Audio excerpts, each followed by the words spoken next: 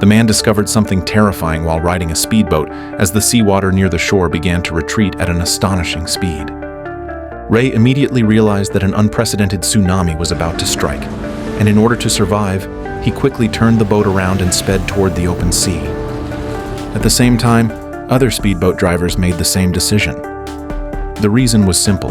Boats that move farther away from the shore are actually safer, because waves formed in deeper waters are not as high, and as long as they can leap over the wave before the tsunami fully forms, they might survive.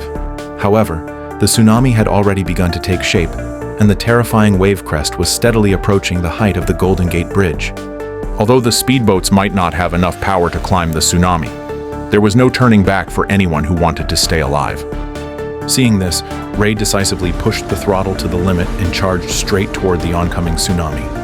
Soon, countless speedboats began to climb upward, and faced with a terrifying 60 to 70-degree incline, even the fire extinguishers on board started falling away.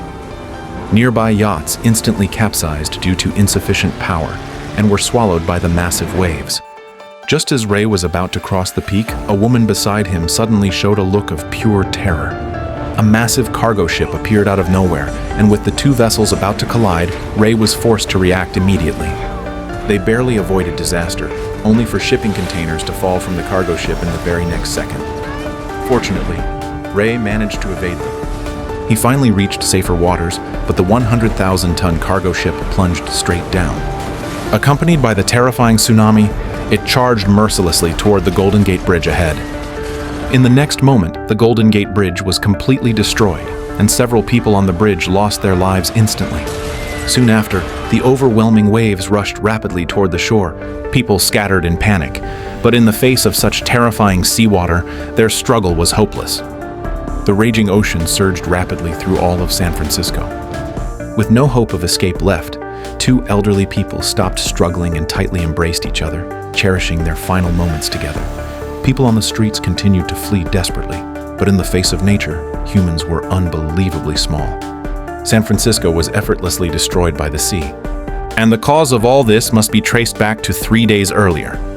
At that time, people unaware of the impending disaster happily gathered at the magnificent dam as usual. Meanwhile, a geology professor and his assistant were conducting an earthquake prediction experiment at the site. Just as they celebrated the success of the experiment, the monitoring instruments suddenly detected violent signals. The dam then began to shake slightly. In the next second, intense tremors followed. The professor quickly opened his computer to check the data and was shocked to discover that within moments, the earthquake had already reached a magnitude of 7. Cracks rapidly appeared along the dam walls. Unable to withstand such a powerful earthquake, the dam began to collapse. People scattered in panic. The assistant had just escaped from inside the dam when he noticed a terrified young girl nearby. In order to save her, he was immediately pulled into extreme danger. At the final moment, he desperately threw the girl into the safe zone while a steel rod pierced through his right foot. That brief delay proved fatal. In the next second, the dam completely collapsed. A torrent of water poured down like a wild beast, instantly devouring everything in its path. The professor and the little girl survived by sheer luck. At this moment, the professor had no idea that this magnitude 7. One earthquake was only the beginning of a far greater catastrophe. Our protagonist, Ray, is a firefighter from Los Angeles. After receiving news that the dam collapse had caused catastrophic flooding, he immediately piloted a helicopter to assist in rescue operations. However, what he witnessed in the air was even more terrifying. The once calm city began to undulate like ocean waves.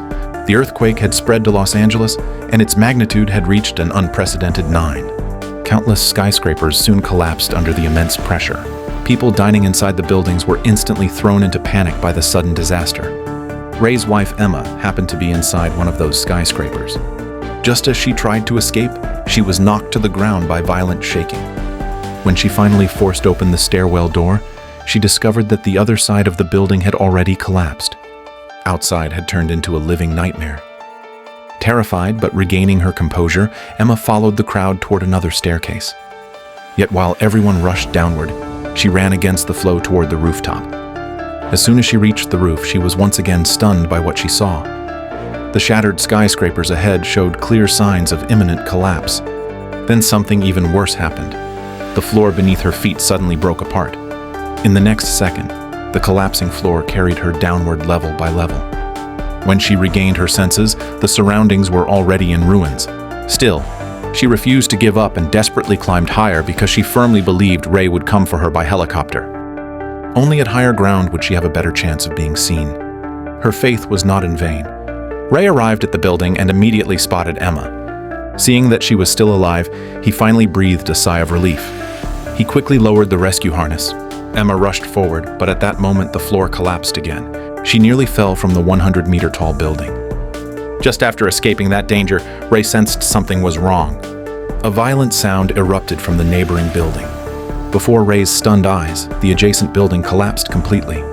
As dust filled the air, Emma realized her building was about to be affected. She sprinted toward the rescue harness with all her strength, but was swallowed by thick smoke and debris. Ray pulled the harness back up, only to find it empty. Panic instantly overtook him. Fortunately, he then heard Emma's voice. Seeing her clinging desperately to the tail of the harness, Ray grabbed her and pulled her into the helicopter. Just as Ray prepared to fly away, a greater crisis struck. A massive building collapsed straight toward them. Ray narrowly avoided most of the debris. Before he could fully stabilize the helicopter, another building collapsed toward them. Thanks to his exceptional skills, they finally escaped. Before they could rest, they received a distress call from their daughter. They soon learned the earthquake had spread to San Francisco. After agreeing on a meeting point, they immediately headed there. Unbeknownst to them, an even greater disaster was approaching. Seismic wave frequencies near San Francisco were skyrocketing. The predicted magnitude ultimately froze at a horrifying 9.6. The professor, terrified by the data, immediately started a live stream to warn people to evacuate. Their daughter Blake was moving through the streets with the crowd toward the meeting point. After switching aircraft, Ray arrived above San Francisco. The city below was already in chaos. Roads were jammed with fleeing vehicles. The airport runways were completely destroyed. Spotting a stadium, Ray came up with a plan. He flew toward the stadium, put on his gear, and performed a tandem parachute jump with Emma. They landed safely inside the stadium. At that exact moment, the earthquake struck again. This time, it was the long-predicted magnitude 9.6 quake. The ground rippled like ocean waves. Buildings and infrastructure were destroyed instantly. Ray and Blake survived because they were in open areas. Soon after, disaster sirens sounded again. A massive tsunami was approaching. Blake immediately led her friends toward the tallest nearby building. The sea rapidly retreated from the shore. The tsunami shown at the beginning formed instantly. The Golden Gate Bridge was destroyed first. The waves devastated San Francisco once again. After escaping narrowly, Blake and her friends witnessed the water rising and moved higher. Ray and Emma continued searching for their daughter. A green laser revealed Blake's location. The family reunited emotionally. Moments later, the building collapsed. Water flooded the 12th floor. Blake was trapped with only a pocket of air. Ray jumped in to rescue her.